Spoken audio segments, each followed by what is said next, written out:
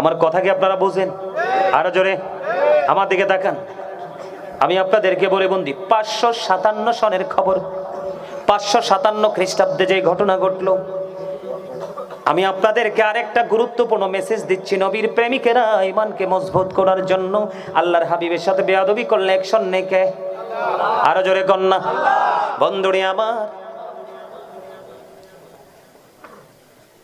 বিধর্মীরা জানতে পেরেছিলেন মুসলমানের সবচেয়ে বড় শক্তি হলো নবী মুহাম্মদ। তাকে যদি ধ্বংস করা যায়, তাকে যদি ফিনিশ করা যায়, মুসলমানকে দুর্বল করা যাবে।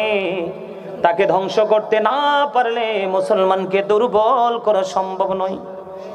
বন্ধু 557 খ্রিস্টাব্দে কি ঘটনা ঘটলো আপনারা একটু মনটা দিয়ে শোনেন। বন্ধুরে আমার, ইহুদিরা নবীজিকে নবীজির রওজা মোবারক থেকে বের করার জন্য তারা চেষ্টা করলো। আমার দিকে তাকানো বন্ধু, আমাদের নবী গায়েবের খবর জানে বললে এক পক্ষের কিন্তু মাথা গরম হয়ে যায়, কিন্তু তারা জানে না নবী শব্দের অর্থই হলো অদৃশ্যের সংবাদদাতা। যিনি অদৃশ্যের সংবাদ গায়েবের খবর দিতে যিনি পারবে না, তিনি কখনোই নবী হতে পারে না। পয়গম্বর এইয়া তুমি জানি হুজুর, ঠিক না? আর জোরে বন্ধুরে আবার আমার দিকে তাকান।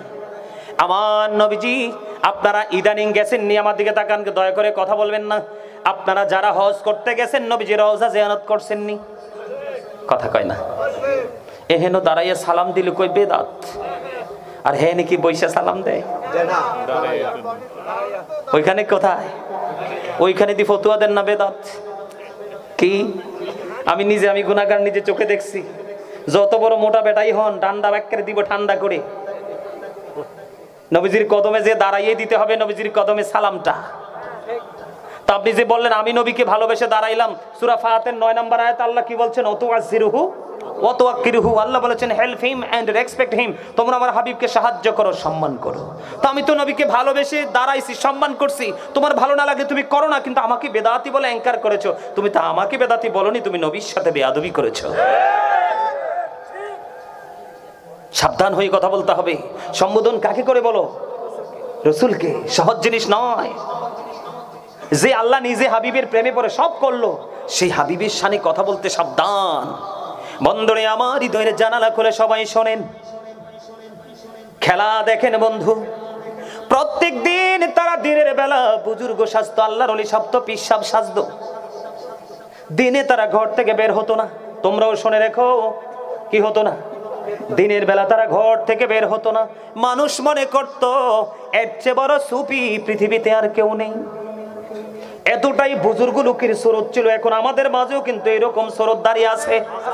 কথা বলেন, আছে না নাই? বন্ধু, আমি কাউকে মিন করে বলছি না, বাস্তবতা তুলে ধরছি আপনাদের সামনে। যদি কারো ভালো লাগে ওয়েলকাম, আর যদি ভালো না লাগে আই ডোন্ট কেয়ার। বন্ধুরে আমার দিকে নজরটা বাড়িয়ে দেন। পলকহীন দৃষ্টি দিয়ে হৃদয়ের জানালা খুলে শোনেন বন্ধু। দেখেন 557 খ্রিস্টাব্দের ঘটনা আমি আপনাদেরকে শোনাচ্ছি বন্ধু। এবার তারা কি করতো? দিনের বেলা ঘর থেকে বের হতো না, মানুষের মেলায় তারা যেত না, বুজুর্গ পীর মধ্যে তারা সারাটা দিন থাকতো, ঘর থেকে বন্ধু বের হতো না। তারা রাতের বেলা বের হতো। তাদের চরিত্রটাই ছিল খারাপ চরিত্র, ক্যারেক্টারলেস পিপল, চরিত্রহীন মানুষ। ঠিক কিনা বলেন? কোন মানুষ? যেই মানুষ নবীর সাথে বেয়াদবি করে, নবীর ইজ্জতের চাদর ধরে টানতে, এটা কি মানুষ না বেহুশ? আরো জোরে কোন? যে এটা বেহুশ, এটা কি ভালো মন্দ আগুন পানি কিছু বুঝে? এটা তো মাতাল। আমি আপনাদেরকে বলি বন্ধু, একটু মন দিয়ে শোনেন। প্রত্যেক দিন নবীজির কদম মোবারকটা যেই দিকে রে, নবীজির কদম মোবারকের দিক দিয়ে প্রত্যেক দিন রাত্রে তারা ওই তাদের যেখানে তাঁবুটা তারা টানিয়েছে, তাঁবুর নিচ দিয়ে সুড়ঙ্গ খনন করা শুরু করে দিল। একেবারে নবীজির কদম মোবারক পর্যন্ত চলে গেল। তারা দিনের বেলা বুজুর্গ পীর আল্লাহর ওলি সাজে, রাতের বেলা বন্ধু তাঁবুর যেখানে তারা বসে। যেমন এই যে আমাদের স্টেজ, আমি এক্সাম্পল দিচ্ছি আপনাদেরকে। কি এক্সাম্পল? একটা মেসাল দিচ্ছি। এই যে আমাদের স্টেজ, ডান বামে আপনারা কিন্তু কিচ্ছু দেখেন না, তলে কি আছে? যেমন ধরেন এই স্টেজটার মতনই তারা এখানে বসবাস করে, এটার তলদিয়ে সুরঙ্গ ধরেন রাস্তার ওপারে নবীজির রওজা একটা এক্সাম্পল দেয়। তারা দিনের বেলা বুজুর্গ, রাতের বেলা বন্ধু তারা এখান থেকে মাটি খনন করে জান্নাতুল বাকির মধ্যে মাটিগুলো তারা রেখে দেয়। এমন করতে করতে করতে করতে বন্ধু দুশ্মনেরা নবীজির কদম মোবারক পর্যন্ত চলে গেল। এমন মজার খবর বন্ধু কখনোই ইমানদারকে বিরক্ত করতে পারে না। ইমানদারের হৃদয় আলো বেশি প্রেম বন্ধু যুক্ত হয়, ঠিক কিনা বলেন? একেবারে নবীজির কাছাকাছি চলে গেল।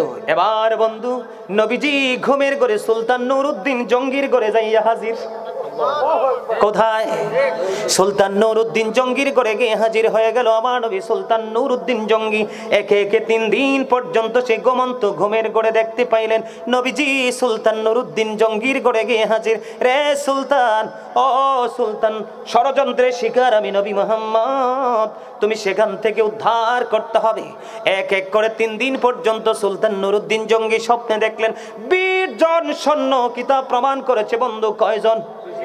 20 জন সৈন্য নিয়ে তিনি 3 দিন অতিক্রম করে বন্ধু মদিনাতুল মুনাওয়ারায় কদমটা বাড়িয়ে দিলেন। কয়দিন সফর করলেন? 3 দিন তিনি রাস্তা অতিক্রম করলেন 20 জন সঙ্গী নিয়ে। মদিনায় এসে বন্ধু তিনি এলান করে দিলেন, তৎকালীন সময়ে প্রেসিডেন্টকে তিনি আমন্ত্রণ জানালেন, এই ইয়াং ম্যান, আঙ্গুল বরাবর 2টা টুপি ছাড়া, একটা আমার দিকে তাকায় হাসে, এখন হাসিটা একটু বাড়ছে, একদম নাক বরাবর চোখ চাইলেন। আমি কিন্তু ওয়াজ শেষ করে দিচ্ছি ভাই, ডিস্টার্ব করো না, মন দিয়ে শোনো। 3 দিন 20 জন সৈন্য নিয়ে 3 দিন সময় নিয়ে তিনি মদিনায় চলে আসলেন। কোথায়? মদিনাতুল মুনাওয়ারায় তিনি কদমটা বাড়িয়ে দিলেন। প্রেসিডেন্ট থেকে, প্রধানমন্ত্রী থেকে তিনি অনুমতি নিলেন। কয় কি অনুমতি? কয় আমি একটা পয়গাম নিয়ে এসেছি আপনার কাছে। কয় পয়গামটা কি? এই সকল মদিনাবাসীকে আমি গিফট করব। আল্লাহু আকবার। আসলে কি তিনি গিফট করতে আসছে? বন্ধু নবীজি যে এক এক করে সুলতান নুরউদ্দিন জঙ্গির করে 3 দিন গভীর রজনীতে স্বপ্ন যোগে দেখা দিয়েছেন। আমার নবী 2 জন ব্যক্তির চেহারা সুলতান নুরউদ্দিন জঙ্গিকে দেখিয়ে দিয়েছেন। সুলতান নুরউদ্দিন জঙ্গি এক এক করে 3 দিন এই স্বপ্ন দেখে 2 জন লোকের চেহারা তিনি আইডেন্টিফাই করেছেন, শনাক্ত করেছেন। এবার তিনি এলান করে দিলেন, আমি পুরস্কৃত করতে চাই গোটা মদিনাবাসীকে। ওকে ফাইন, চমৎকার নিউজ।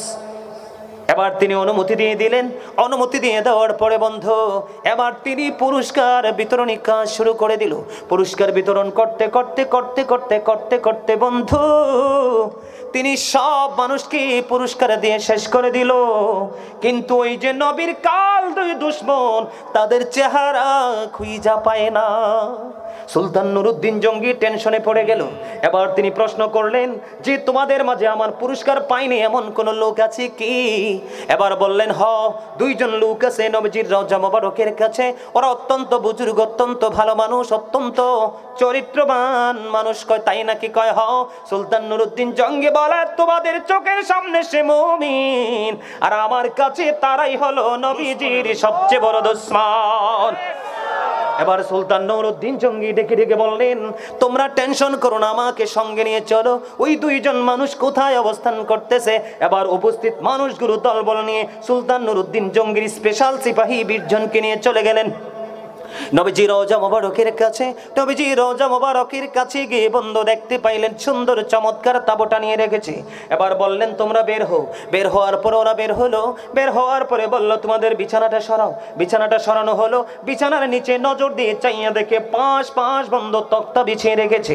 এবার সুলতান নুরউদ্দিন জঙ্গি বললেন, তক্তাগুলো এখান থেকে সরিয়ে নাও, আউট করো। তক্তাগুলো বন্ধ সরিয়ে নেওয়া হলো।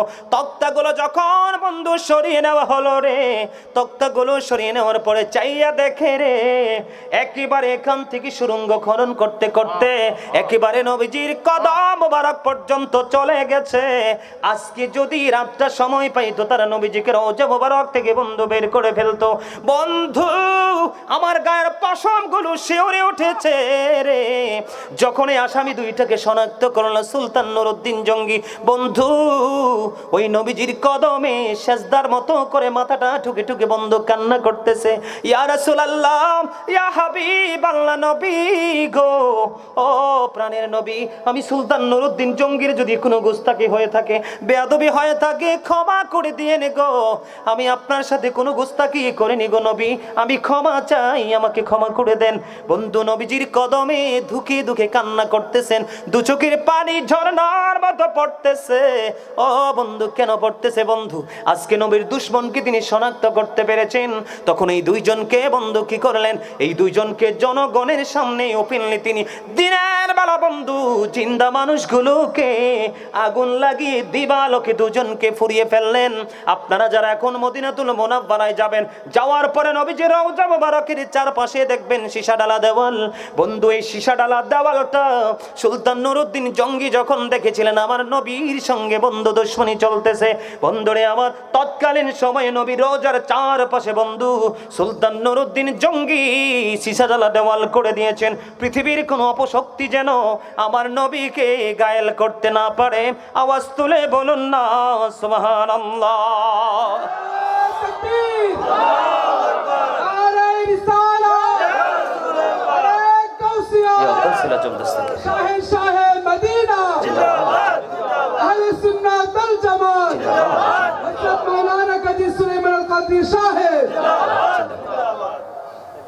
আপনাদের হৃদয়ে কি কিছু ধুলা লাগেনি? হৃদয় কি সাড়া দেয়নি? আঘাত লাগেনি? ঠিক 557 খ্রিস্টাব্দে এই ঘটনার পরেই নবীজির রওজার চারপাশে সীসা ডালা দেওয়াল তৈরি করা হয়েছিল। আর আজকে আমরা, নবীর দুশমনরা যদি 500টা টাকা দেয়, একটু যদি মাছ কিনে দেয়, একটু যদি গোস্ত কিনে দেয়, একটু যদি মিষ্টি কথা বলে, আমরা পৃথিবীর লালসায় তাদের দিকে চলে যাই।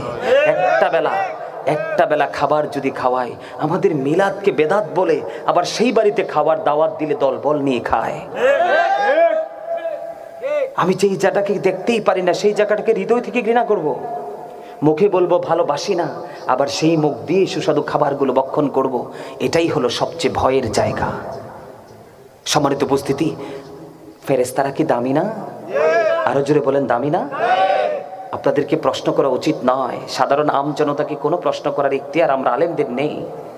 তারপর আমি বলছি, আপনাদের কাছে কি মনে হয় আরশ বেশি দামি নাকি নবীজির রওজা? সুবহানাল্লাহ, আরশের চাইতে দামি আমার নবীজির রওজা মোবারক। আরশের মাটি শায়েখ আব্দুল হক মুহাদ্দিস দেহলভী রহমাতুল্লাহি আলাইহি, ওনার পায়ের মধ্যে ব্যথা, প্রচন্ড ব্যথা, একের পর এক ডাক্তার আসতেছে, কত ট্রিটমেন্ট, ওনার পায়ের ব্যথা ভালো হয় না। তখন তিনি চলে গেলেন নবীজির কদম মোবারকে। নবীজির রওজা মোবারক থেকে ধুলি লাগিয়ে যখন ব্যথার জায়গায় মেসেজ করে দিল, সঙ্গে সঙ্গে তার এই বিমার থেকে, ব্যথা থেকে সে মুক্তি পেল।